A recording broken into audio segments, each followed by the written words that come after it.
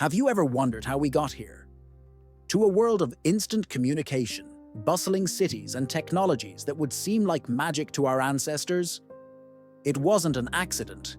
It was a conscious, often difficult, and always fascinating journey.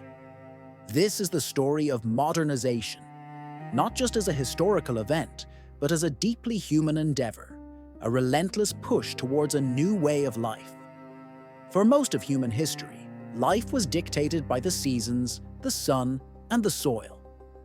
Societies were largely agrarian, communities were small, and tradition was the unshakable law of the land.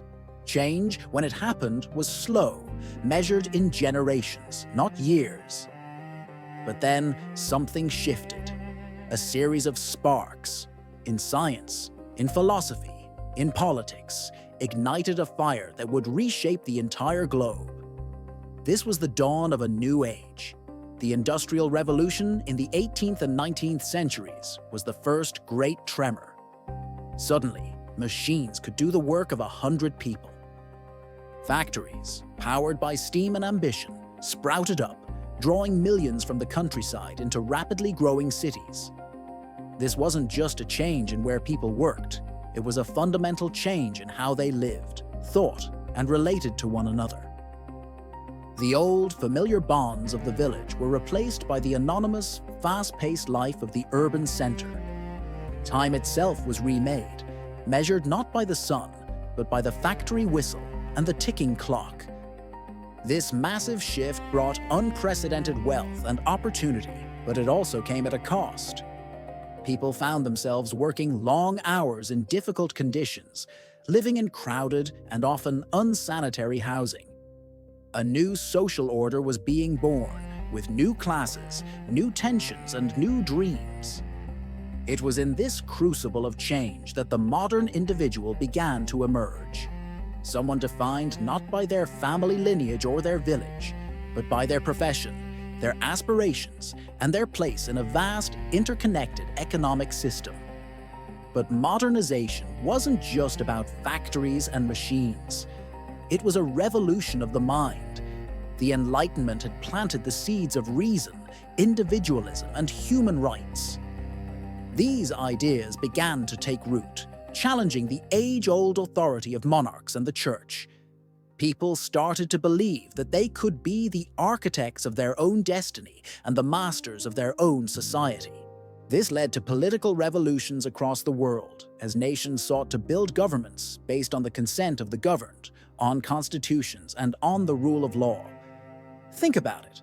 The very idea of a nation-state as we know it, with defined borders, a centralized government, and a shared national identity, is a product of this modernizing impulse. To build these new nations, leaders embarked on massive projects. They created standardized education systems to foster a common language and culture.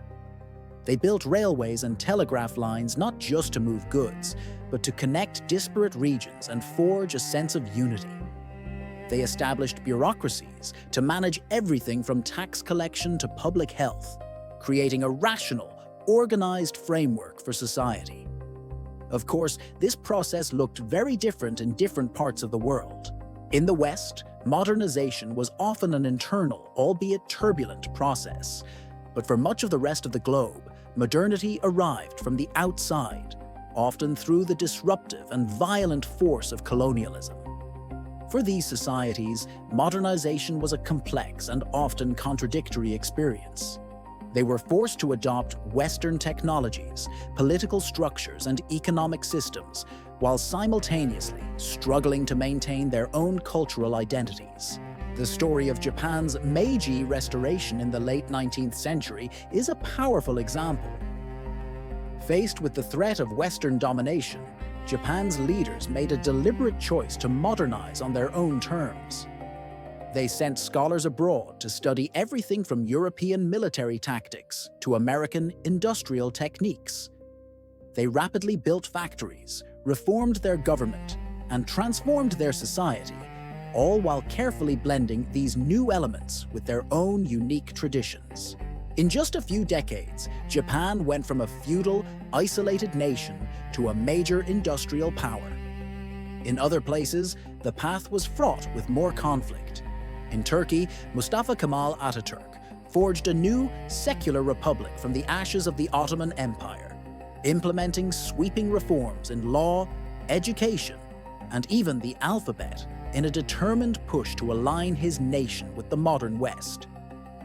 This resolute transformation not only resurrected Turkey from its ashes, but also garnered international acclaim, serving as a powerful source of inspiration for many newly established nations across Asia and Africa seeking a path toward modernization and independence. Across Africa and Asia, post-colonial leaders faced the monumental task of building modern nations from the ground up, often grappling with artificial borders drawn by colonial powers and the immense challenge of unifying diverse ethnic and linguistic groups. Their efforts were heroic. They built dams, hospitals, and universities, often with limited resources. They championed literacy campaigns and public health initiatives, dramatically improving the lives of millions. They navigated the treacherous currents of the Cold War, trying to forge a path of development independent of the superpowers. These weren't just abstract policies. They were the collective efforts of millions of people striving for a better future, for a life of dignity, opportunity, and progress. And that brings us to today. The process of modernization is far from over. In fact, it has accelerated in ways our ancestors could never have imagined.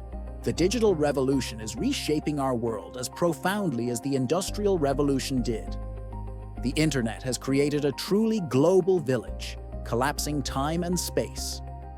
Information that was once the privilege of a few is now available to billions at the touch of a button. This new wave of modernization brings its own set of challenges and questions. How do we manage the economic disruptions caused by automation and artificial intelligence? How do we maintain our privacy in an age of constant connectivity? How do we combat misinformation when it can spread across the globe in an instant? And perhaps most importantly, as our world becomes more technologically uniform, how do we preserve the rich diversity of human cultures and traditions? The story of modernization is, in the end, our story. It's a testament to human ingenuity, resilience, and our unending desire to improve our condition. It's a story of bold choices, difficult struggles, and the constant negotiation between tradition and change. From the first steam engine to the smartphone in your pocket, every step has been driven by people who dared to imagine a different world and then worked to build it. As we look to the future, we stand on the shoulders of these modernizers. The challenges we face are great, but so is our capacity for innovation and adaptation. The next chapter in this incredible human journey is ours to write. Thank you so much for joining me on this journey through the story of modernization. If you found this interesting, please hit that like button and consider subscribing for more deep dives into the forces that shape our world. I'd love to hear your thoughts in the comments below. Which part of this story resonates with you the most?